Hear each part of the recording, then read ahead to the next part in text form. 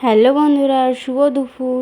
তোমরা দেখতেই পাচ্ছ আজকে আমি আবার চলে এসেছি সবজি তরকারি খাতে। কী কী রান্না হবে আজকে, বেশি কিছু রান্না করব না, মাছ আর একটা সবজি তরকারি করব। কারণ বাড়িতে আমার শাশুড়ি আজকে খাবে না, কারণ আজকে মৎস্য পেবে, তাই খেতে যাবে, আমি তো যাব না। তার জন্য আমি রান্না করছি আমার জন্য।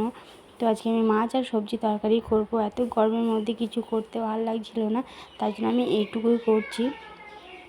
তো এবার আমি মাছে নুন হলুদ ভালো করে মাখিয়ে নিলাম। তো এবার আমি কড়াইয়ে দিয়ে দেবো, তেল গরম হয়ে গেছে। দেখো, এবার আমি মাছগুলো দিয়ে দিলাম একটা একটা করে। তো ভালো করে ভাজা হবে। তো এক পিঠ হয়ে গেছে, আবার উল্টে দিলাম, লাল লাল করে ভালো করে ভাজতে হবে, নাহলে ভালো লাগবে না। তো এদিকে ভাজাও হয়ে গেছে। তো এবার আমি তেল দিয়ে দিয়েছিলাম, তো পেঁয়াজ দিয়ে ভালো করে পেঁয়াজটাকে লাল লাল করে ভেজে নিতে হবে।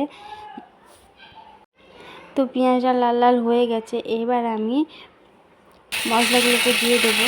তো মশলা দিয়ে দিয়েছি, এবার নুন হলুদ লঙ্কা গুঁড়ো সব দিয়ে ভালো করে আমি একটু কষিয়ে নেব। তো 5 মিনিট ধরে কষানো হয়ে গেছে, এবার আমি জল ঢেলে দেবো। তো জল ফুটে এলে আমি মাছটা দিয়ে দেবো। দেখো, আজকের মতন এইটুকুই। ভালো লাগলে লাইক করে দিও। তোমরা কে কে করেছো আমাকে কমেন্ট করে জানিও। টাটা বন্ধুরা।